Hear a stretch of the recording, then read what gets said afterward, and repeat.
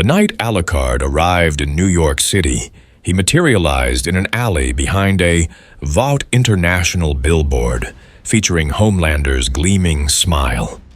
The vampire took one look at the sanitized superhero propaganda and began laughing, a sound like broken glass scraping across marble. So, he mused, adjusting his wide-brimmed hat, even in this world, gods pretend to be men, and men pretend to be gods. How delightfully disappointing.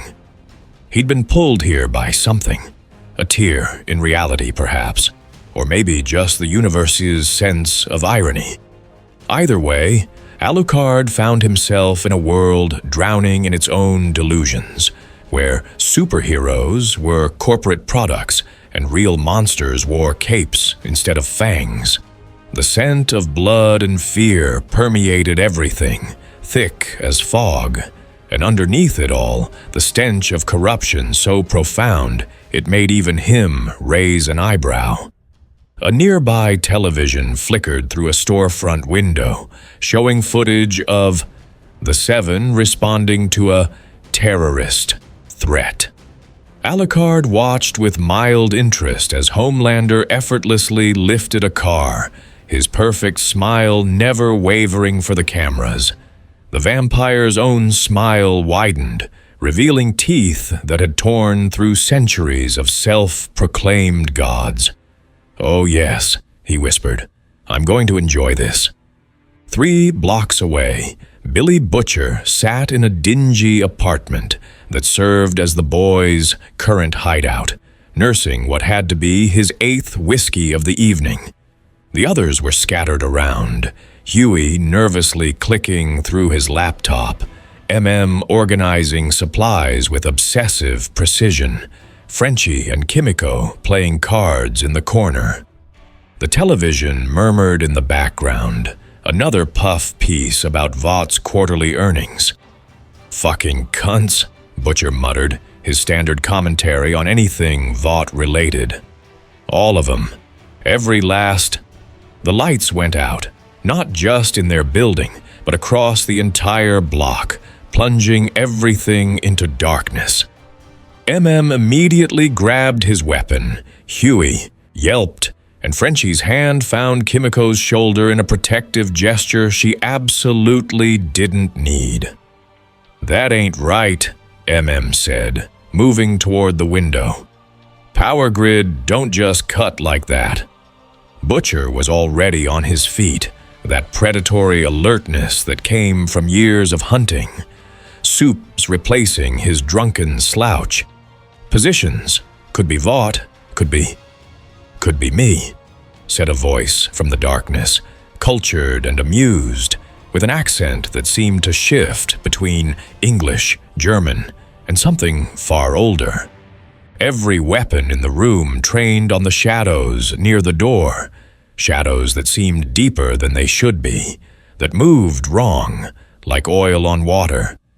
And then he stepped forward, tall and imposing, dressed like he'd walked out of a Victorian nightmare, red coat swirling around him like congealed blood. "Gentlemen," Alucard said, tipping his hat with exaggerated courtesy. "And lady," he added, nodding to Kimiko, who'd already positioned herself to strike. "I do hope I'm not interrupting anything important, though from the looks of things, you were just drinking, planning, and seething with impotent rage. Tuesday night, is it?" Butcher didn't lower his gun, but his eyes narrowed with calculation rather than fear. "The fuck are you supposed to be? Some new Vought experiment? Bit on the nose with the vampire costume in it?" "Costume?"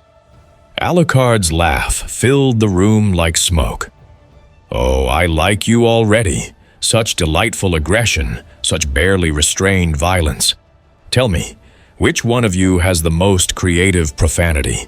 I do enjoy a good cursing." "Mate," Butcher said slowly, "you got exactly 3 seconds to explain why I shouldn't paint the walls with whatever the fuck you've got instead of brains. And then we're gonna have a proper chat about how you found this place." Please, Alucard said, his smile revealing teeth that made everyone in the room instinctively step back. You couldn't kill me if I gave you a manual and a century to practice. As for how I found you, I simply followed the scent of hatred. And what a bouquet. Rage, trauma, obsession. And is that compound vibe I detect? How fascinating. You hunt the very things you've become. The fuck did you just say? Butcher's finger tightened on the trigger. Huey, because Huey always had to be Huey, stammered out. Wait. Are you saying you're an actual vampire? Like, not a soup with vampire powers, but an actual undead creature of the night who's drunk the blood of gods and monsters for over 500 years? Yes. Alucard examined his gloved hand with theatrical boredom. Though I must say, your world's definition of super is rather mundane. I've seen mortal soldiers with more impressive abilities than most of your so-called heroes. M kept his weapon steady, his voice level. You're either the craziest motherfucker to walk through that door, or you're something we ain't equipped to handle. Either way, you need to state your business. My business, Alucard said, his red eyes gleaming in the darkness, is that I find myself in a world where false gods play at being heroes, where corporations manufacture divinity, and where real monsters hide behind patriotic smiles and good publicity. It's enough to make a genuine monster feel obsolete. He moved to the window with impossible speed, looking out at the city lights. So I thought to myself, who in this world actually hunts the monsters? Who sees through the facade? And the trail of blood and burning Vought facilities led me here, to you magnificent bastards. Frenchie, who'd been studying Alucard with the analytical interest of someone who'd seen too much weird shit to be properly surprised anymore, spoke up in his accented English. Mon ami, you are either very powerful or very stupid to come here alone. Why not both? Alucard turned back to them, spreading his arms. I am Alucard. I am a monster who has spent centuries serving a human organization dedicated to destroying my kind. I am a weapon aimed at anything my master deems necessary to eliminate. And I am currently masterless in a world full of beings who call themselves superior, while possessing all the depth of a puddle. So tell me, Billy Butcher, yes, I know who you are. What would you do with an immortal killing machine who shares your hatred of false gods? The room fell silent, except for the distant sounds of the city. Butcher studied Alucard with the intensity of a man who'd made a career out of reading threats, and what he saw made him slowly lower his weapon. You're serious? As the grave I've climbed out of more times than I can count. And you want to help us kill Soupies. I want to remind this world what a real monster looks like. If that involves eviscerating your corporate superheroes, well, Alucard's smile turned predatory. I haven't had a proper hunt in decades. I'm feeling rather peckish. Butcher looked at who shook his head slowly, looked at Huey, who was clearly having a minor panic attack, looked at Frenchie, who shrugged in that very French way that meant, why not? We're probably all dead anyway. Finally looked at Kimiko, who signed something that made Frenchie laugh. She says you smell like old death and older blood, Frenchie translated, but that you have honest eyes for a monster. I'll take the compliment, Alucard said. Butcher poured himself another whiskey, downed it, and then poured one for Alucard. Right then. You want to dance with the devil? Let's see if you can keep up. But first rule, you do anything, and I mean anything, That makes me think you're more trouble than Homelander himself, and I will find a way to end you. Don't care if you're immortal, invincible, or the fucking Easter Bunny. Clear? Crystal. Alucard accepted the whiskey but didn't drink it, just held it up to the light with amusement. Though I should warn you, I'm far more trouble than Homelander. I simply happen to be trouble aimed in the right direction. That's what I'm afraid of, muttered. So, Huey ventured, his voice cracking slightly. What exactly can you do? Like, powers-wise? Alucard's grin widened impossibly. Would you like a demonstration? Fucking hell no, Butcher said quickly. We're not doing the whole show off your powers bollocks. You want in? We got a job tomorrow night. One of Vought's little experiments gone wrong. Well, more wrong than usual. Soup called Duskfire, controls shadows and fire, thinks he's the second coming. Been burning down buildings in the Bronx, and Vought's covering it up because he's one of theirs. How delightfully coincidental, Alucard said. I do some of my best work in shadows. Then you're with Frenchie and Kimiko on infiltration, Butcher decided. Huey and handle extraction. I'll be running oversight. We get in, we dose the bastard with enough V-suppressant to knock him on his arse, and we get evidence of Vought's involvement. Standard Tuesday. Standard Tuesday involves a vampire now, said flatly. I need to update my fucking insurance. Relax, mon ami, Frenchie said, slapping MM's shoulder. What is the worst that could happen? Don't, and Butcher said simultaneously. Alucard watched the interaction with genuine amusement. These humans, these fragile, mortal men and women, hunting beings far stronger than themselves out of sheer spite and determination. It reminded him of someone. Several someones, actually, all of whom he'd respected enough to let leash him for centuries. One question, he said. This Homelander, tell me about him. The temperature in the room seemed to drop. Butcher's face went through several expressions before settling on a mask of pure hatred that made even Alucard nod in appreciation. That cunt, Butcher said slowly, is everything wrong with this world wrapped up in a cape and a smile. He's the strongest soupy in existence, can do basically anything, and he uses all that power to play fucking Superman while people die because it don't look good on camera to actually save them. He's a narcissistic, sociopathic, murderous bastard who gets away with it because he's Vought's golden boy. Personal grudge? Alucard asked, though he could smell the answer in Butcher's blood.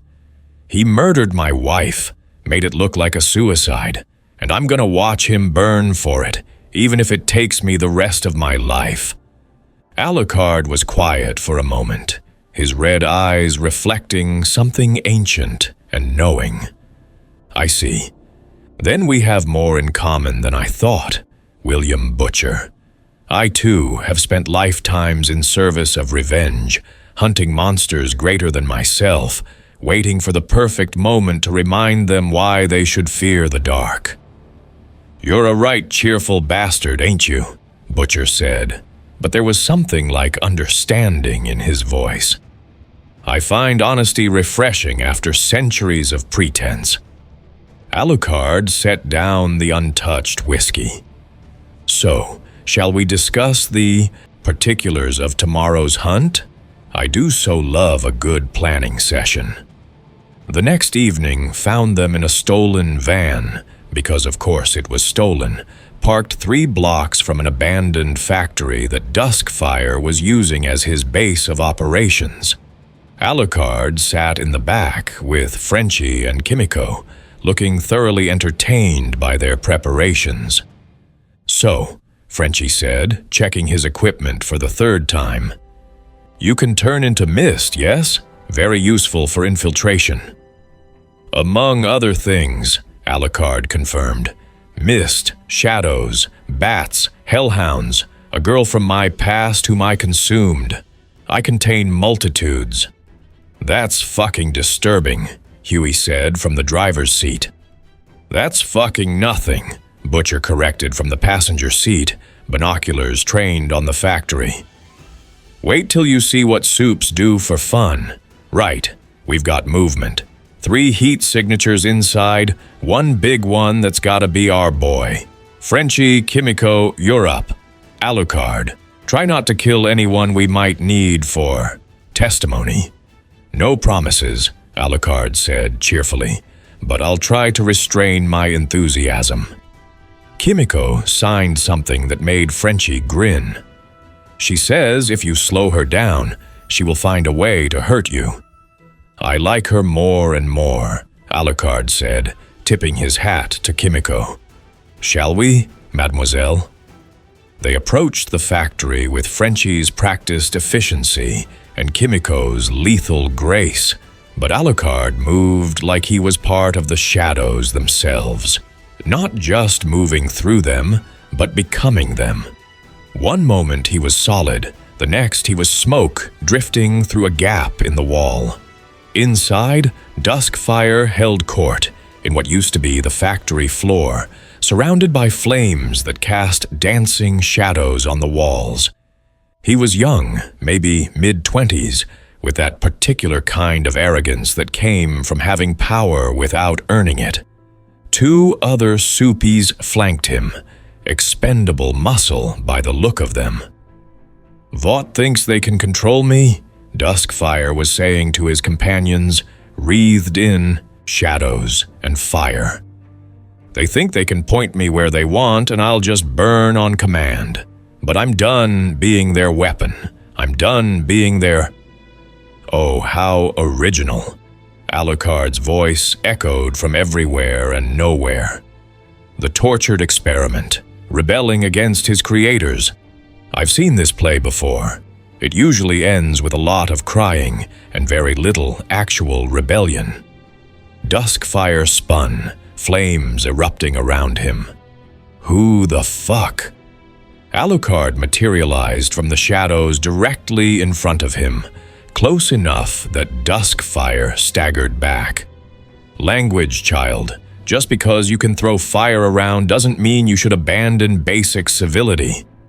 Kill him, Duskfire shouted to his muscle. The first Supa charged, some kind of enhanced strength type, telegraphing his punch like a billboard. Alucard didn't even look at him, just raised one hand and caught the Soupy's fist mid-swing. The crack of breaking bones echoed through the factory.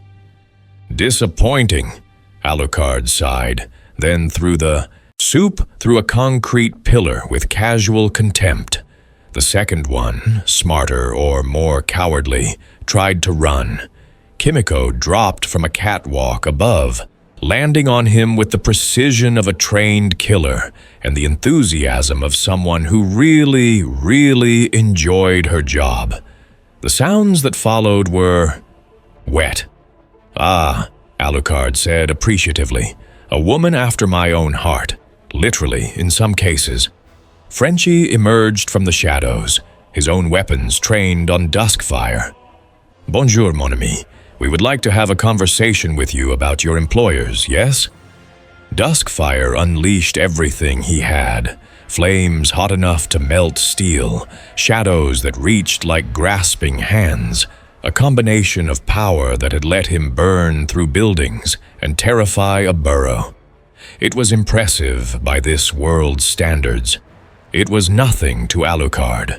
The vampire stood in the center of the inferno, untouched, his coat not even singed. The shadows that Duskfire commanded recoiled from him like frightened animals. When he spoke, his voice cut through the roar of flames. Is this all? This is what passes for power in your world? Alucard sounded genuinely disappointed. I've been burned by dragonfire. I've walked through the shadows of things that predate your civilization. You're going to have to do better than parlor tricks and tantrum. Duskfire's eyes widened with the first real fear he'd probably felt since getting his powers. "What the fuck are you?" "I'm a reminder," Alucard said, and then he moved. It wasn't even a fight. Alucard was simply there, in Duskfire's space, one gloved hand around the Soupy's throat, lifting him off the ground with effortless strength. The flames died. The shadows retreated. And Duskfire hung there, suddenly very aware that he'd gone from predator to prey. "Now," Alucard said conversationally, "my new friends have some questions for you. I suggest you answer them truthfully, because I can smell lies, and I do so hate being lied to. It makes me peckish." Frenchie approached with a syringe of V suppressant. "This will hurt, but not as much as making him angry, I think." 3 hours later, they had everything. Duskfire sang like a canary once the V suppressant kicked in, and he realized Alucard wasn't bluffing about being able to smell lies. Files, names, dates, a complete picture of Vought's off-books operations in the Bronx, using unstable soups as controlled demolition for insurance fraud. Back at the hideout, Butcher reviewed the evidence with something that might have been satisfaction if he ever allowed himself that emotion. "This is good, real good. We can leak this to the right people, maybe even get Congress to actually do their fucking jobs for once." "You're welcome," Alucard said, lounging in a chair that looked far too small for his frame. He'd produced a bottle of blood from somewhere. Nobody asked where, and was sipping it like wine. "Though I must say, your enemies make mine look positively competent. At least the things I fought had style." "Yeah, well, our enemies got lawyers," Butcher said, "which is somehow worse than anything you've probably dealt with." "I once fought a Nazi battalion that turned themselves into cyborg vampires," Alucard countered. "Your corporate lawyers are terrifying, I'll grant you, but they don't have quite the same flair." Huey, who'd been reviewing the digital files, suddenly sat up straight. Oh shit, guys, look at this." They gathered around his laptop. Hidden in Duskfire's correspondence was something bigger, a reference to a new project, something called Nephilim Initiative, scheduled for demonstration in 3 days at a private Vought facility. "The fuck's Nephilim?" MM asked.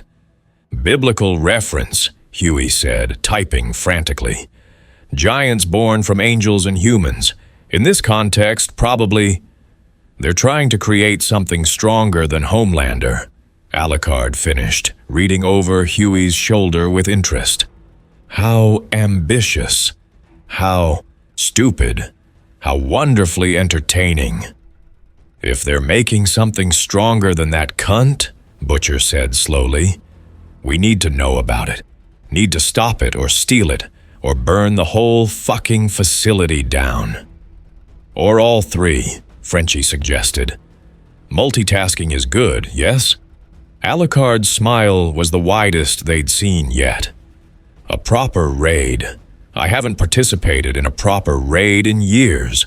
This world is turning out to be far more enjoyable than I anticipated." "This ain't entertainment," MM said sharply. "This is serious shit. People could die." "People always die," Alucard said, his tone losing its playfulness for a moment. "The question is whether they die for nothing, or whether their deaths mean something. I've seen enough meaningless death to fill your history books twice over. If we're going to storm a Vought facility and face whatever monstrosity they're cooking up, at least let's make it count." Butcher studied the vampire for a long moment, then nodded slowly. "Right then. We got 3 days to plan this. Huey, you and Frenchie work on schematics and security systems.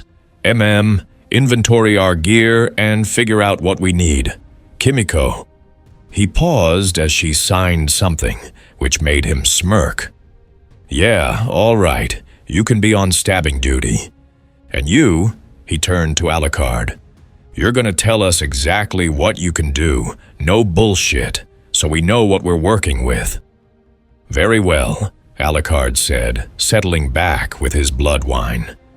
"But I should warn you, knowing what I can do and seeing it are very different things. I'd hate to frighten you." "Mate," Butcher said, "I've seen Homelander turn a passenger plane into a falling coffin because saving people would look bad for his image. I've seen what Compound Phi does to babies. I've seen things that would make normal people lose their fucking minds. You ain't gonna frighten me." "We'll see," Alucard said. Over the next 3 days, Alucard proved both invaluable and utterly insufferable. He treated their planning sessions like theater reviews, critiquing everyone's ideas with the air of someone who'd seen every play before. But he was also genuinely helpful, offering centuries of tactical experience and abilities that made their impossible plan merely improbable. The evening before the raid, Huey found him on the roof of their hideout, staring out at the city. "Can I ask you something?" Huey said, his usual nervousness somewhat muted by days of working with the vampire. "You're going to anyway," Alucard said without looking back. "I've found that humans always ask their questions eventually, no matter how I answer." "Why are you really here? I mean, you're clearly powerful enough to do whatever you want. You could probably kill Homelander yourself if you wanted to, so why help us?" Alucard was quiet for a long moment, watching the lights of the city twinkle like imprisoned stars. "Do you know what the worst part of immortality is, Huey Campbell? Watching everyone you love die? No, that's tragic, certainly, but it's not the worst part." Alucard turned to face him, and in the moonlight he looked less like a monster and more like a very tired man. "The worst part is watching humanity forget how to fight its monsters. In my time, I've seen humans face gods and demons with nothing but courage and steel. I've seen mortals stand against the impossible because it was the right thing to do." He gestured at the city below. "But here, in this world, you've manufactured your gods. You've corporatized your heroes, and in doing so, you've forgotten that real heroism doesn't come from powers or publicity. It comes from people like you and your friends, fighting monsters they can't beat because someone has to. That's surprisingly philosophical for a vampire," Huey said. "I've had 500 years to think about it." Alucard's sharp smile returned. "Also, I really do want to see Homelander's face when he realizes there's something he can't kill. That will be absolutely delicious." "There it is," Huey laughed despite himself. "So you're an idealistic sadist." "The best kind," Alucard agreed. The next night, they put their plan into action. The Vought facility was in upstate New York, masquerading as a pharmaceutical research center. Security was heavy but conventional. Cameras, guards, the usual corporate paranoia.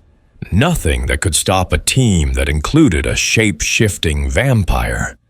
Alucard went in first, naturally, turning to mist and flowing through the ventilation system.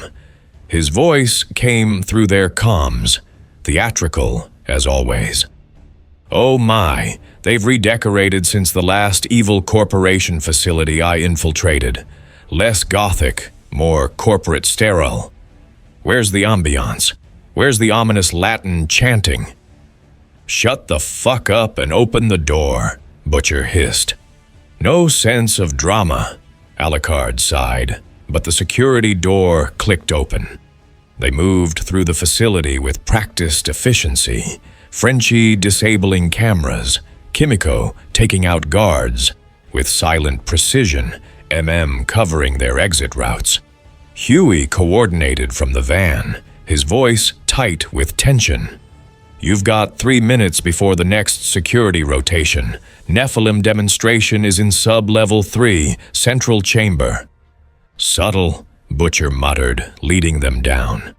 Sub-level 3 was different from the rest of the facility, where above had been sterile and corporate. This was heavy reinforcement, containment protocols, and the kind of serious security that suggested Vought was actually worried about something escaping. "I'm getting compound V readings off the charts," Huey said through comms. "Whatever they've got down there, it's pumped full of it." They reached the observation deck just as the demonstration was beginning. Through reinforced glass, they could see a containment chamber, and inside it, Vaught's latest creation. It was humanoid, barely, standing maybe 8 feet tall with muscles that looked like they'd been sculpted from the same material as tank armor. Its skin had a faintly metallic sheen, and its eyes glowed with the kind of cold, inhuman intelligence that suggested Vought had finally crossed a line even by their standards. "Gentlemen," a voice echoed through speakers. Madeline Stillwell, Vaught's senior VP, addressing an audience they couldn't see. "May I present Nephilim, the next evolution in superhuman capability. Stronger than Homelander, faster than A-Train, more durable than Maeve, and most importantly, completely controllable." "Fuck me," Butcher breathed. "They actually did it," said. "They actually made something worse." Alucard, however, was smiling. Not his usual theatrical smile, but something sharper, hungrier. "Oh, this will be fun." "Fun?" Huey's voice cracked through the comms. "That thing looks like it could level a city." "Exactly," Alucard said. "It's been too long since I've fought something that might actually put up a challenge. Shall we introduce ourselves?" The plan was reconnaissance, reminded him. "We see what they got. We get evidence. We get out." "Plans change," Butcher said, and there was that look in his eyes, the one that said he was about to do something monumentally stupid. "If they're showing this thing off, means they're ready to deploy it. Can't let that happen." "So we steal it," Frenchie said. "Destroy it," countered. "Fight it," Alucard suggested. "All three," Butcher decided. "Frenchie, can you hack their control systems?" "Given enough time and the proper motivation, I can hack God's personal computer." "That's a yes. Prepare the explosives. We're burning this whole fucking facility down. Kimiko." Butcher looked at her, and she grinned in a way that suggested she knew exactly what was coming. "Make some noise." Kimiko kicked through the observation window with a delighted expression, dropping into the containment chamber with Alucard right behind her, manifesting from shadows like smoke given form. Alarms immediately began wailing, red, lights bathing everything in crimson. Nephilim turned to face them with mechanical precision. When it spoke, its voice was multi-layered, distorted, barely human. "Threat detected. Initiating neutralization protocol." "Oh, how boring," Alucard said. "You're not even going to introduce yourself? No monologue? No declaration of superiority? Where's your personality?" "Personality is a flaw," Nephilim said, and attacked. It was fast, inhumanly fast, but Alucard had been fighting inhuman things for 5 centuries. He met the creature's charge with his own supernatural speed, and when they collided, the impact shattered the containment chamber floor. "Huey," Butcher said into comms, helping Frenchie access the facility's systems. We're gonna need the van pulled around. This is about to get loud." "It's already loud," Huey shouted back. "There's Vought security converging on your position from 3 directions. Then I suggest you drive fast." Below, in the containment chamber, Kimiko was having the time of her life. Nephilim was stronger than her, faster than her, more durable than her, but she was creative, and she'd spent years learning how to hurt things that shouldn't be hurt. Also, Alucard was doing that thing where he turned into shadows and hellhounds, and occasionally a girl in a servant's uniform who hit harder than physics should allow. "You're cheating," Huey protested through comms, watching through hacked security feeds. "It's not cheating," Alucard said, reforming behind Nephilim and driving his arm through its torso like a spear. "It's being versatile." Nephilim roared, an electronic, distorted sound, and backhanded Alucard through 3 walls. The vampire hit the ground in a rolling tangle of limbs and coat, and then he started laughing. Yes, finally, something with actual strength. He stood up, dust and debris falling off him, and his eyes were glowing like burning coals. "Let me show you what power really looks like." What followed wasn't so much a fight as a masterclass in creative destruction. Alucard unleashed abilities that made even Butcher stop what he was doing to stare, summoning familiars made of shadow and blood, phasing through attacks, regenerating from damage that should have been fatal a dozen times over. Nephilim was strong, but Alucard was something beyond strength. He was a nightmare given form, and he'd been waiting for an excuse to remind the world why vampires were feared. "Frenchie," MM said urgently, "we need to move. Now." Almost there. Got it." Frenchie's fingers flew across the keyboard.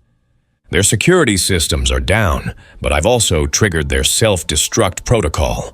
We have maybe 10 minutes before this whole facility goes boom." "Jesus Christ, Frenchie. You said blow it up. I meant with our explosives, not theirs. Details." Butcher grabbed them both. "Move. Kimiko, Alucard, we're leaving." In the chamber, Kimiko signed something to Alucard that probably meant time to go. Alucard, currently in the form of a massive hellhound with too many eyes and teeth, grabbed Nephilim in his jaws and slammed it into the ground hard enough to crack concrete. One moment, his voice echoed from the creature's throat, which was disturbing on multiple levels. "I'm almost finished." "We don't got a moment," Butcher shouted. Nephilim, showing more determination than sense, grabbed Alucard's hellhound form and started to tear into it.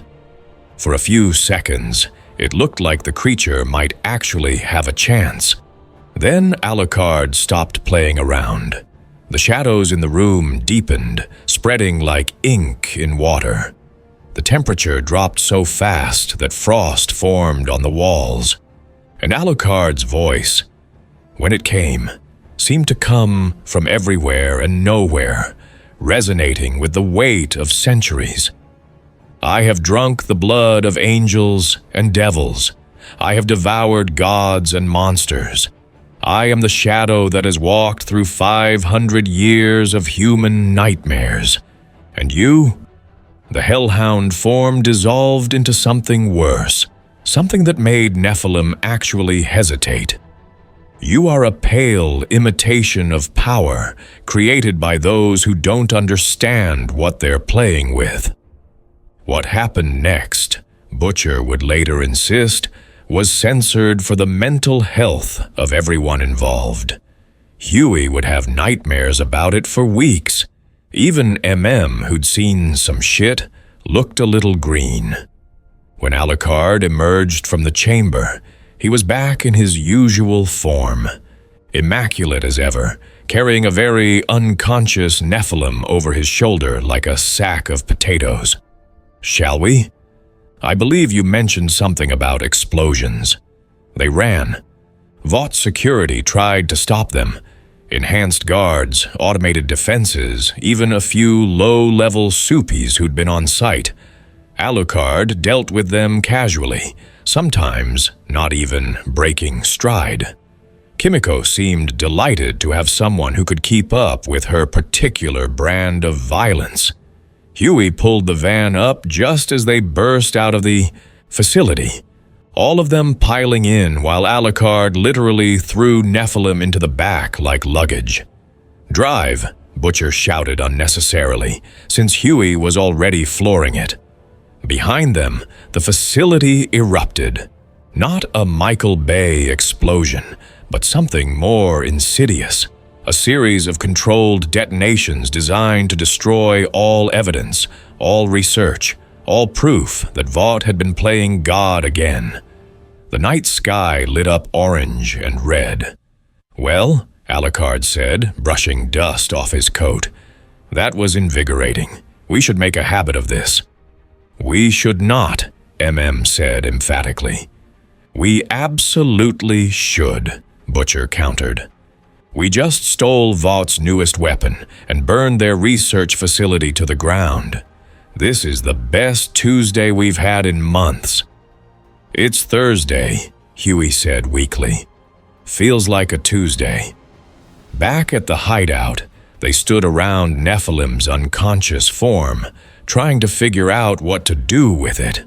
Frenchie had pumped it full of enough V suppressant to drop an elephant, but even unconscious, it was terrifying. "We can't keep it here," MM said. "Thing wakes up, it'll tear through this building like tissue paper." "We could kill it," Butcher suggested. "It's still human," Huey protested. "Or was human. There's a person in there somewhere."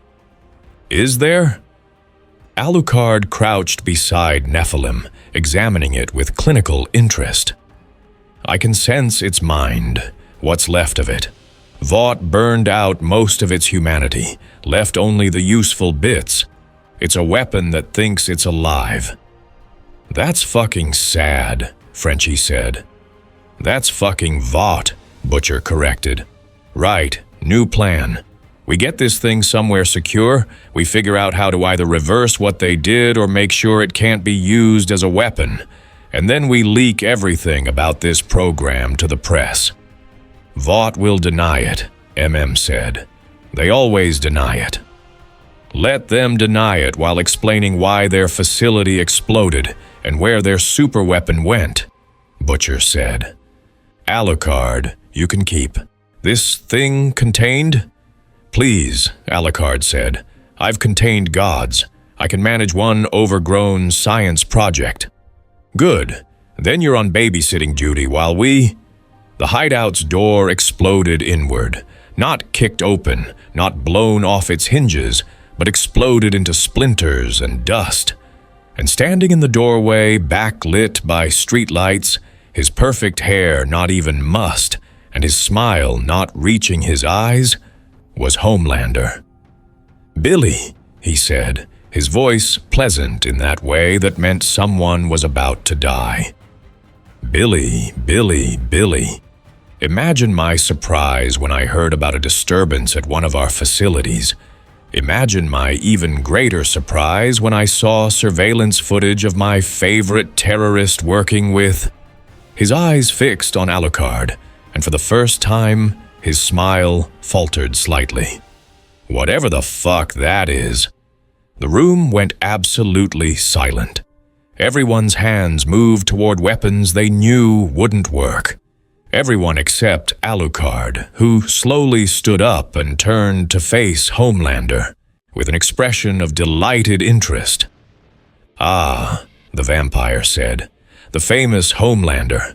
I've heard so much about you, all of it deeply disappointing." Homelander's eye twitched. "Excuse me?" "You're excused," Alucard said, "though I'm not sure why you need permission to leave. Are we keeping you here?" The temperature in the room shifted as Homelander's eyes started to glow red. "I don't know who you are, but you just made the last mistake of your—" He didn't get to finish. Alucard moved, and even Homelander's super speed barely registered it. One moment, the vampire was standing by Nephilim. The next, he was directly in front of Homelander, nose to nose with humanity's greatest hero, his own eyes glowing with ancient crimson power. "No," Alucard said softly. "No, you don't get to do the threatening. You don't get to act like you're the most dangerous thing in the room, because you're not. You're a child with too much power and too little purpose, and I have spent 5 centuries putting down beings far more impressive than you." Homelander's heat vision fired point blank. Twin beams of superheated energy hit Alucard's face and did absolutely nothing. The vampire didn't even blink. "My turn," Alucard said, and punched Homelander through the wall. The entire building shook. Homelander went flying backward, tumbling through the air in a way that suggested he wasn't used to being hit by anything that could actually move him. He crashed into the building across the street, and for a moment, there was blessed silence. "Holy shit," Huey whispered. "Did he just—" trailed off. "He fucking did," Butcher said, and he was grinning like a kid on Christmas morning. Homelander emerged from the rubble, and for the first time in possibly his entire life, he looked genuinely angry. Not the performative anger he used to intimidate people, but real, honest rage. You actually, nobody has ever." "First time for everything," Alucard said cheerfully. "Now, shall we take this outside? I'd hate to destroy these nice people's hideout. They've worked very hard on their whole scrappy underdogs fighting corporate evil aesthetic." "I'm going to kill you," Homelander said, his voice shaking with fury. "I'm going to rip you apart. I'm going to—" "Bore me with threats? Too late. Already happening. Come on then, America's greatest hero. Show me what you've got."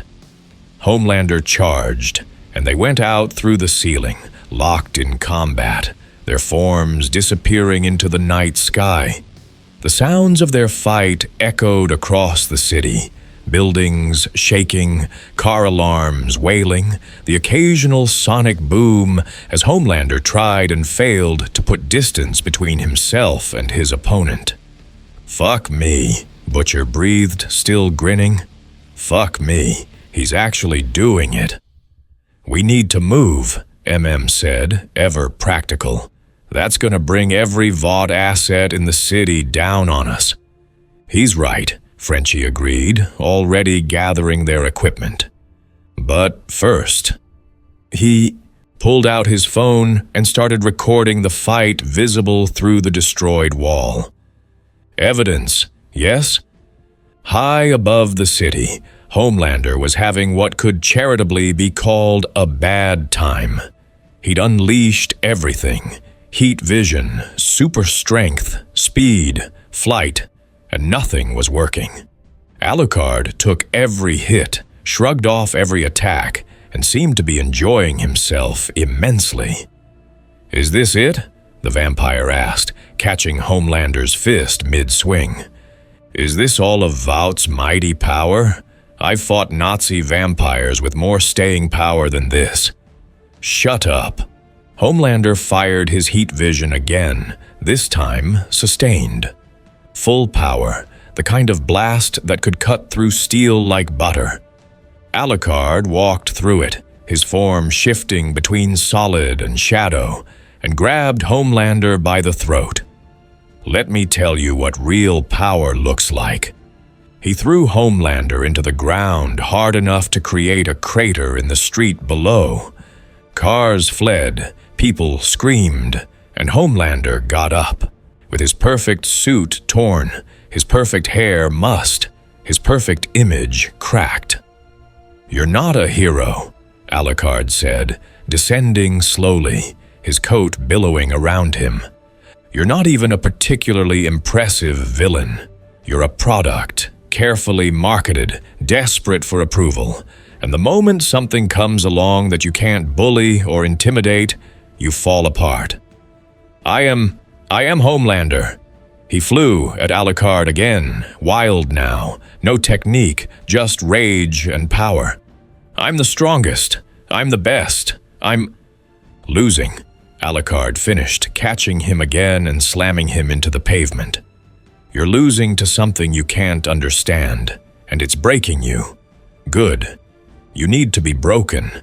You need to understand what it means to be afraid." For the first time, possibly ever, Homelander felt it. Real fear. Not concern about his image or worry about looking bad. Genuine primal terror at facing something he couldn't beat. His eyes widened, his breath caught, and Alucard saw it and smiled. "There it is," the vampire said. "There's the human underneath the powers. Was that so hard?" Police sirens wailed in the distance. Vought security was en route. The boys were long gone, having retreated with Nephilim to a backup location. And Alucard, satisfied with his evening's work, leaned down close to Homelander's face. "Here's what's going to happen," he said softly. "You're going to go back to Vought. You're going to tell them that something new is in play. Something they can't control, can't predict, and can't kill. And you're going to spend every night wondering when I'm going to come back. Because I will come back, Homelander. And next time, I might not be so gentle." He vanished into shadow, leaving Homelander alone in the crater, surrounded by destruction, his invincible image literally and figuratively shattered. The next morning, footage of the fight was everywhere. Social media exploded with speculation. A new Soupy, a Vought weapon gone rogue, CGI, mass hallucination. Vought scrambled to control the narrative, claiming Homelander had been fighting a dangerous threat and successfully neutralized it. But the footage didn't lie. For the first time in his career, Homelander looked vulnerable. In their new hideout, the boys watched the news coverage with undisguised satisfaction. "He actually did it," Huey said, still somewhat in shock. "He fought Homelander and won." "Didn't just win," Butcher corrected. "Humiliated him, made him look weak. That cunt's ego will never recover." Alucard, lounging in a chair with his blood wine, looked thoroughly pleased with himself. "I told you I'd be entertaining." "You also just declared war on Vought," pointed out. "They're gonna come after us harder than ever." "They were already coming after you," Alucard said. "At least now they'll think twice. And Homelander?" He smiled. "Homelander will be too busy looking over his shoulder to be quite as effective at his corporate-sponsored heroism." Frenchie was examining Nephilim, still unconscious and restrained. "So what do we do with this one? Cannot keep it forever." "We study it," Butcher decided. "Figure out how Vought made it, how to stop others like it, maybe even how to reverse what they did. And then we decide whether it's salvageable or whether we put it down." "That's surprisingly merciful of you," Alucard noted. "Yeah, well," Butcher said, "if we can prove Vought's making these things, using people as lab rats, might actually be enough to bring them down. That's worth more than just killing it." Kimiko signed something, and Frenchie translated. "She asks what we do when Homelander comes back with friends." "We fight," Butcher said simply. "We run," corrected. "We fight and then run," Frenchie compromised. "We make it so spectacular that the world can't ignore it," Alucard suggested. "Vought's power comes from people's blind faith in their heroes. Take away that faith, and the entire structure crumbles. "You're starting to sound like a revolutionary," Huey said. "500 years of experience have taught me that sometimes the only way to change a broken system is to break it further, then rebuild from the pieces." Alucard stood, stretching. "Now, if you'll excuse me, I need to feed. Don't worry," he added, seeing their expressions. "I'll stick to criminals. I'm trying to fit in with your whole vigilante justice theme." "Great," MM said flatly. "We got a vampire Batman now." After Alucard left, Butcher poured himself a drink and looked at his team. "Right. So we've got a vampire on our side, a stolen superweapon in our basement, and we just publicly humiliated the most powerful soupy in the world. Anyone want to take bets on how long before this all goes completely tits up?" "It's already tits up," MM said. "Then we're right on schedule," Butcher grinned. "Let's get to work." Over the following weeks, a new dynamic established itself. Alucard became a ghost story among Vought's assets. Facilities would be destroyed, soups would disappear, evidence would leak, and always there would be reports of something in the shadows, something with red eyes and a British accent, something that couldn't be killed. The boys learned to work with their supernatural ally, though it took some adjustment. Alucard's methods were unorthodox. Where they might have spent weeks planning a careful operation, he'd simply walk through the front door and dare anyone to stop him. Where they gathered evidence methodically, he'd extract information from terrified Vought executives with a smile and a gentle reminder that he was very, very hungry. Huey, surprisingly, bonded with him the most. Maybe because they were both outsiders in their own way. Huey too soft for the world of vigilante justice. Alucard too otherworldly for any world at all. "Can I ask you something?" Huey said one night, working late on their files while Alucard read a book in the corner. "Do you actually care about stopping, Vought? Or is this all just entertainment for you?" Alucard closed his book, first edition Dracula, which he insisted was mostly inaccurate, but amusing. "Does it have to be either or?" "Kind of, yeah." "Then I suppose I'd say both." Alucard considered his words carefully. "I've spent centuries serving orders, fighting wars, killing on command. I've been the weapon humans pointed at their enemies. And I've done so gladly because at least it gave me purpose. But here, now, with you and your band of desperate idealists, for the first time in a very long time, I get to choose my targets. And yes, I'm entertained. But I'm also," he paused, "invested. You're fighting a war you can't win through conventional means, against enemies who have every advantage. That kind of magnificent futility reminds me why I fell in love with humanity in the first place." "That's the most depressing pep talk I've ever heard," Huey said. "I'm a vampire. They don't let us do motivational speaking." Meanwhile, Homelander was falling apart. The perfect hero, America's sweetheart, was showing cracks. He'd become paranoid, violent, unpredictable. Vought tried to manage it, but how do you manage a god who's discovered he's not invincible? Madeline Stillwell found herself in the unenviable position of trying to control both the damage to Homelander's psyche and the mounting evidence that Vought had lost control of their narrative.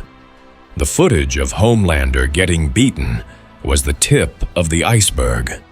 There were leaks about failed experiments, whistleblowers coming forward, and always reports of the creature in red, who seemed to know every secret Vought tried to bury. "We need to eliminate him," she told a board meeting, referring to Alucard. "This vampire, or whatever he is, he's become a bigger threat than the boys themselves." "And how do you propose we do that?" one board member asked. "We've sent our best soups. He killed them. We've tried containment. He walked through it. Like mist. We even tried negotiating. He laughed at us for 20 minutes and then vanished," another finished. "This thing isn't like other threats. It's not motivated by money, power, or fear." "Then what does it want?" Stillwell demanded. The question hung in the air, unanswered, because none of them understood that Alucard wasn't motivated by want at all. He was motivated by principle, by boredom, by 5 centuries of accumulated perspective that made Vought's machinations look like children playing at being evil. Back at the boys' hideout, they'd made progress on Nephilim. Frenchie had managed to isolate the compound responsible for its enhanced state, and more importantly, found evidence that Vought had been planning to mass-produce them. "They want an army," Frenchie explained, showing them his findings. "Not just Homelander, but hundreds of these things. Controllable super soldiers they can lease to governments, corporations, anyone with money." "Fucking hell," Butcher breathed. "That's not just evil. That's genocide waiting to happen. One of those things goes rogue." "They're all going to go rogue," Alucard interrupted, studying the data with interest. "That's the thing about trying to create perfect weapons. They inevitably rebel. It's practically traditional." "Thanks for the historical perspective," said dryly. "Now, what do we do about it?" "We expose it," Huey said. "Not just leak it, but expose it in a way Vought can't spin. We need proof they're planning this, proof of what these things can do, and we need to get it in front of people who can actually do something." "Congress is bought," Butcher said. "Media's bought. Fuck, half the justice system is bought." "Then we get creative," Alucard said, his eyes gleaming. "We make it impossible to ignore. We give them a demonstration they can't deny." "What kind of demonstration?" asked warily. "The kind that involves waking up our sleeping friend here." Alucard nodded toward Nephilim's. "Containment. In a very public place, showing the world exactly what Vought created, and then stopping it in a way that makes clear we're not the bad guys." "That's insane," Huey said. "That's brilliant," Butcher said. "That's both," said, "which means it's probably our best option." They spent another week planning, leaking information to trusted journalists, positioning cameras, ensuring maximum exposure.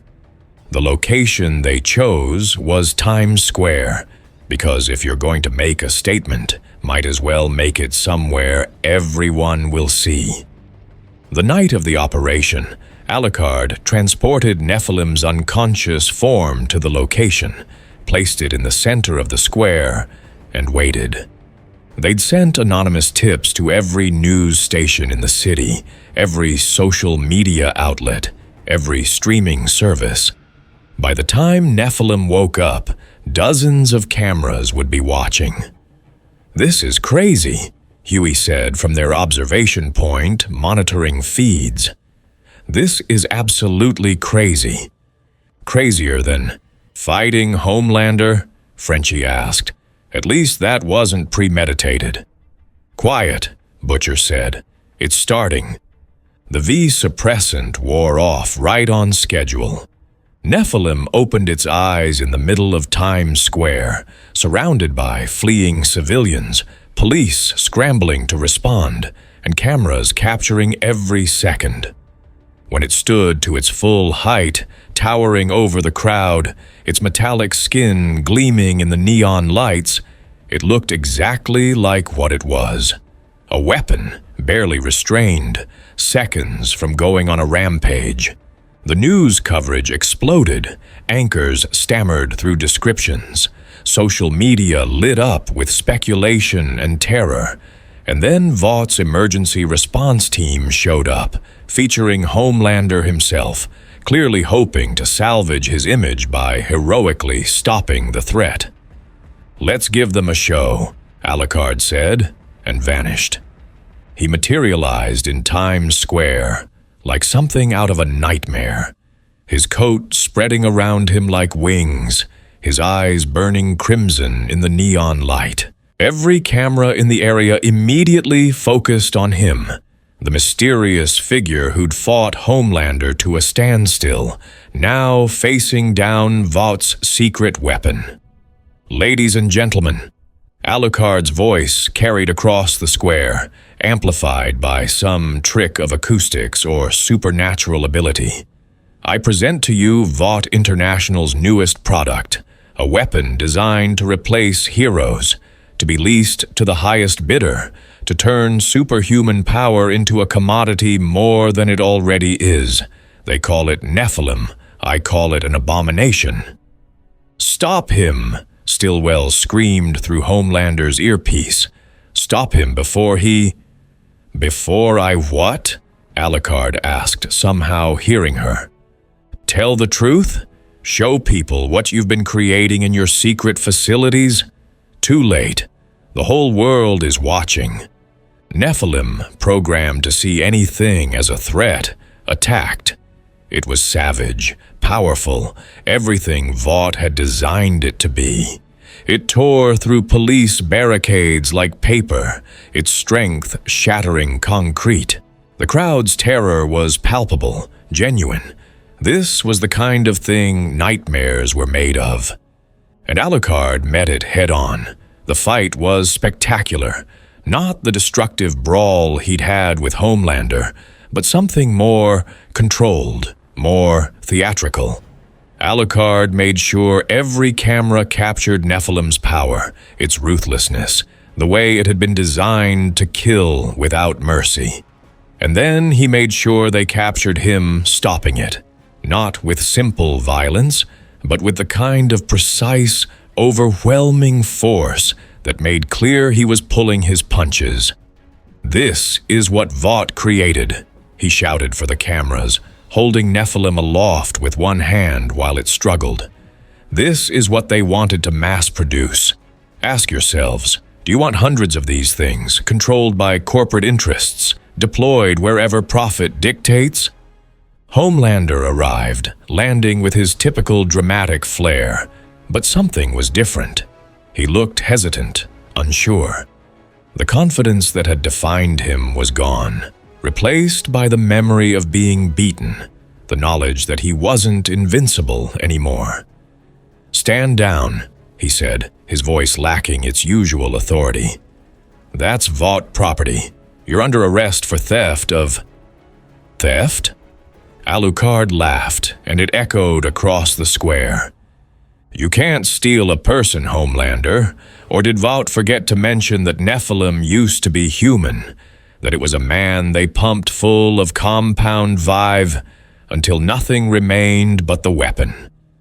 The cameras caught all of it. Homelander's uncertainty, Alucard's accusations, Nephilim's monstrous form. The narrative Vought had tried so hard to control was slipping away in real time, broadcast to millions. "People of America," Alucard said, addressing the cameras directly while holding the still struggling Nephilim.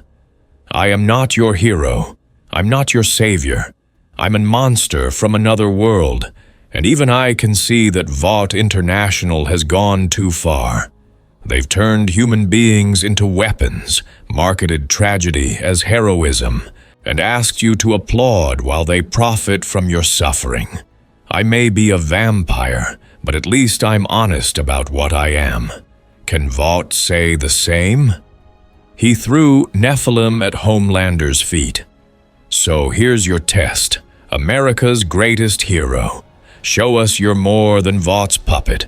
Choose what to do with this creature, this person they destroyed in the name of progress." Homelander stood there, cameras on him, the world watching, and for the first time in his life had absolutely no idea what to do. His handlers weren't telling him through his earpiece. They were too busy panicking at Vought headquarters. His instincts told him to kill both Alucard and Nephilim and restore order, but that would just prove the vampire's point. Homelander started, his voice cracking slightly. Vought will issue a statement about— Forget the statement, Alucard interrupted. Make a choice, right here, right now, with no script. Are you a hero or a product? The silence that followed was deafening. Millions watched, waiting for America's Superman to prove himself. And Homelander, for all his power, couldn't do it. He looked between Nephilim, Alucard, and the cameras, his perfect face showing emotion for once. Confusion, fear, and a desperate need for someone to tell him what to do. Alucard saw it and felt something like pity. That's what I thought. You're not a villain, Homelander. You're just sad. A god who never learned to be human.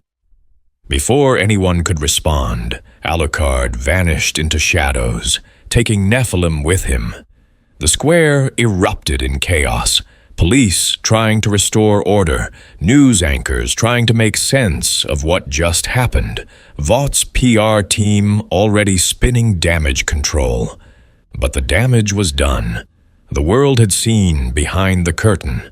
They'd watched Homelander hesitate, seen Vought's secret weapon, heard accusations that rang true. The cracks in Vought's empire had just become canyons. Back at the hideout, the team watched the aftermath with something like awe. "You beautiful bastard," Butcher said, grinning at the returned Alucard. "You actually did it, made Homelander look weak and Vought look evil, all on live television." It was rather satisfying, Alucard admitted, depositing Nephilim back in containment. "Though I must admit I almost felt bad for Homelander. He really is just a child playing dress-up." "Don't," Butcher said coldly. "That child has killed hundreds. He don't get sympathy." "Fair enough." Alucard accepted the correction. "So what now? We've exposed them, humiliated them, stolen their weapon. They'll be coming for us with everything they have." "Let them come," Butcher said. "We've been ready for this fight since the beginning. Only difference now is we got a vampire on our side, and the public asking questions they can't ignore." Over the next few days, the fallout was spectacular. Congressional hearings were announced. Multiple countries launched investigations into Vought's international operations. Stock prices plummeted. And most importantly, people started asking questions about Compound V, about Vought's oversight of heroes, about every sanitized piece of propaganda they'd been fed for years. But Vought wasn't going down without a fight. Stillwell held press conferences, spinning narratives, claiming Alucard was the real threat, that Nephilim was a rescue attempt gone wrong, that everything was under control. And to her credit, she was good at her job. The public's attention started to waver, doubt crept in, and the 24-hour news cycle moved on to the next crisis. "We're losing momentum," Huey said, frustrated. "They're controlling the narrative again." "Then we hit them again," Butcher said. "Harder this time. We don't give them time to recover."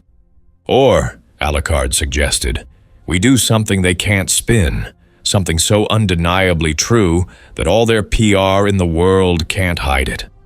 "Such as?" MM asked. "We free their test subjects, all of them, every person. Vought has experimented on, every failed soupe they've locked away, every secret they've buried. We open those doors and let the world see exactly what corporate superheroism has created." It was audacious. It was dangerous.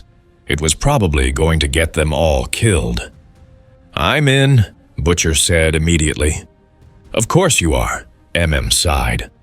"Fine, but we do this smart. We plan every detail, we have exit strategies, and we don't lose anyone. Deal? Deal. Everyone agreed, including Alucard, though his smile suggested he wasn't particularly worried about the danger. The operation took 2 weeks to plan.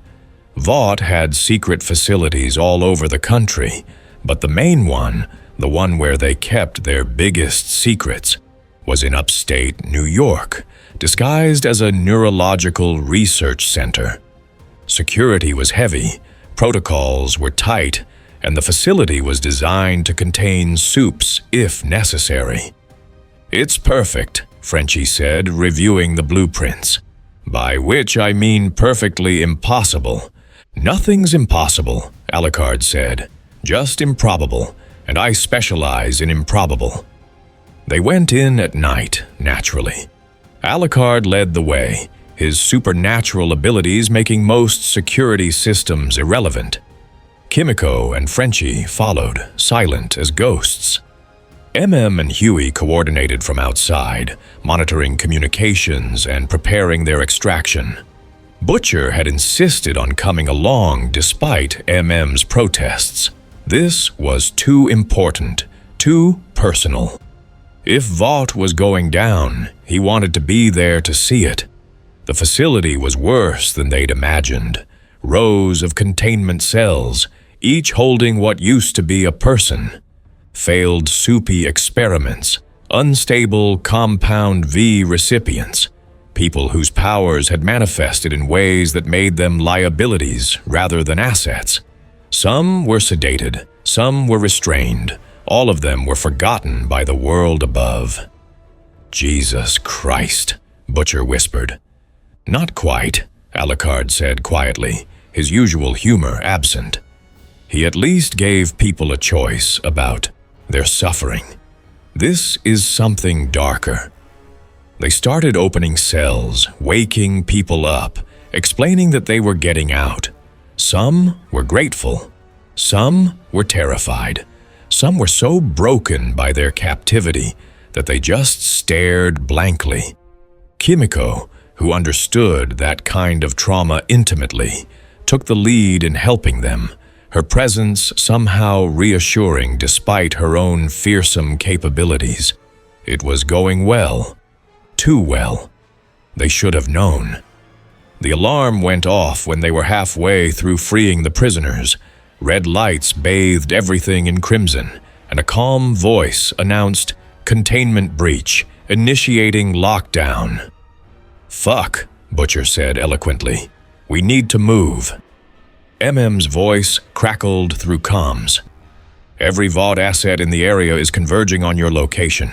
You've got maybe 5 minutes before I show up?" Homelander's voice echoed through the facility. Too late.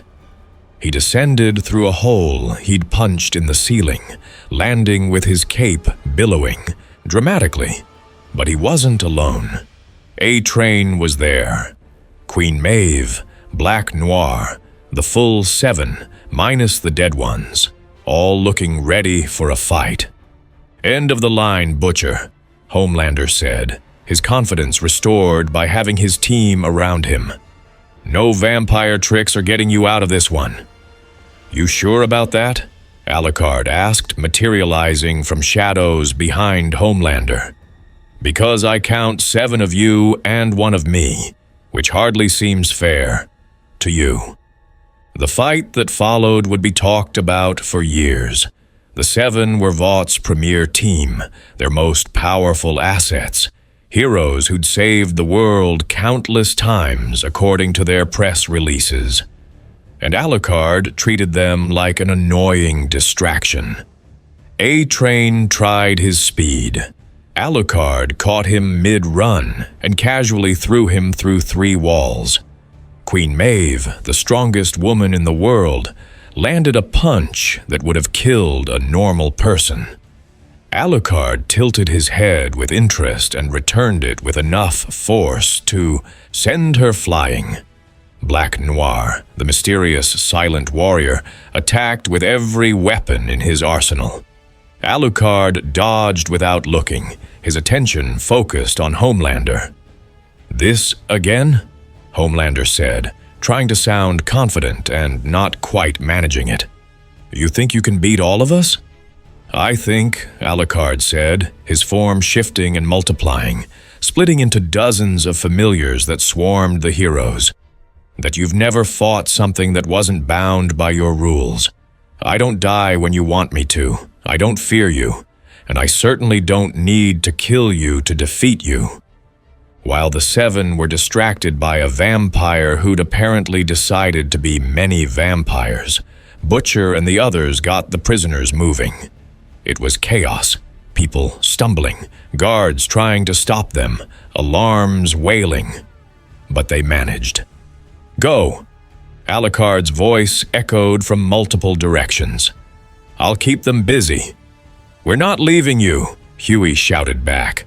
"I'm 500 years old and functionally immortal. I'll be fine. Now go." They went, herding the freed prisoners toward their extraction vehicles, fighting through Vought security, leaving Alucard to face the seven alone. Or rather, to face them as an army of supernatural horrors that made a mockery of their powers. When Homelander finally managed to regroup his team, ready for one final push, they found the facility empty. The prisoners were gone, the evidence was uploaded to every media outlet imaginable, and Alucard stood in the center of the room, unharmed, smiling. "You lost," he said simply. "Again, how does that feel?" Homelander's eyes glowed with barely restrained rage. "This isn't over." "Of course not. This is never over. That's what makes it fun." Alucard tipped his hat. "Until next time, heroes." He vanished, leaving the seven standing in a destroyed facility that was about to become the world's biggest news story. The fallout was immediate and devastating. Freed prisoners told their stories to anyone who would listen. Evidence of Vought's experiments flooded the internet. Congressional hearings turned from formality to legitimate investigation. Stock prices didn't just drop, they cratered. And through it all, Alucard and the boys kept up the pressure. A raid here, an exposure there, always staying one step ahead, always hitting where Vought was weakest. They became more than vigilantes. They became a movement, proof that even the most powerful corporations could be held accountable. Months passed. Vought scrambled to rebuild their image, but the damage was done. The Seven's popularity plummeted. Homelander, once America's darling, was now a symbol of corporate manipulation. And Alucard, the mysterious vampire who'd exposed it all, became something like an urban legend, feared by those who deserved it, respected by those who didn't. One quiet evening, the team gathered in their hideout, their fourth one after Vought kept finding and destroying the previous ones, and allowed themselves a moment of something like victory. "We did it," Huey said, almost unable to believe it. "We actually fucking did it. Vought's being investigated, their stock is in free fall, and people are finally asking questions." "It's not over," MM cautioned. "They've got resources, lawyers, friends in high places. They'll rebuild." "Let them," Butcher said, surprisingly relaxed for once. "We'll be waiting, and next time, we'll tear them down even harder." Alucard, perched on a windowsill like a Gothic statue, looked out at the city lights. "You know what I like most about you people? Our stunning good looks?" Frenchie suggested. "Your refusal to accept defeat. I've seen empires rise and fall, watched tyrants claim power and lose it, fought in wars that reshaped continents. But you lot, you magnificent bastards, you fight battles you know you'll probably lose, against enemies you can barely hurt, because it's the right thing to do. That kind of stubborn heroism is why I fell in love with..." humanity in the first place. That's unusually sincere coming from you, said. Don't get used to it. I have a reputation to maintain. Kimiko signed something, and Frenchie translated with a smile. She says that for a soulless creature of the night, you're not so bad. High praise indeed, Alucard said with a slight bow. So what now? Huey asked. We keep fighting?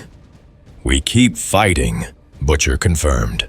Until Vought's nothing but a memory, until every last one of their monsters is dealt with, until someone stops us or we win. Finished. One or the other. Or both, Alucard suggested. Winning and stopping often go hand in hand. They sat in comfortable silence for a while, 5 humans and a vampire who'd somehow become a team. Outside, the city lived its life, unaware of the battles fought in shadows, the sacrifices made in darkness. But they knew, and for now, that was enough.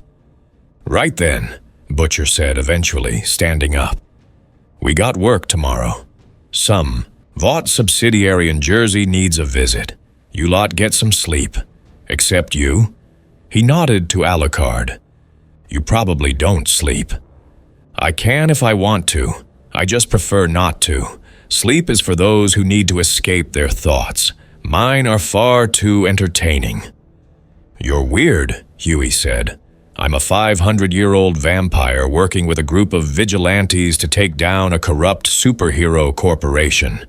Weird is relative. Fair point. As the others dispersed to sleep or prepare, Alucard remained at his post, watching the city. Somewhere out there, Homelander was probably plotting his revenge. Vought was definitely planning their comeback. New threats would emerge, new battles would be fought. And Alucard smiled, because after centuries of boredom and predictable enemies, he'd finally found something worth his time. Not just a war to fight, but people to fight alongside. Not just monsters to hunt, but a cause to believe in. 500 years, he murmured to the night. And I'm finally having fun. Who would have thought? The city didn't answer, but then again, it didn't need to. Alucard had all the answer he needed in the sound of his team's voices planning their next move, in the righteous fury that drove them forward, in the knowledge that somewhere in this world of manufactured heroes, real heroism still existed. It just happened to be practiced by a bunch of humans who refused to give up, and one vampire who'd learned that even monsters could choose their sides. And that, he decided, was exactly how it should be. The end was far from over. But for tonight, in this moment, with his unlikely allies and their impossible mission, Alucard was exactly where he wanted to be, fighting the good fight, terrifying the wicked, and reminding the world that sometimes the real monsters were the ones who hid in plain sight, wearing capes and smiles. Everything else was just details.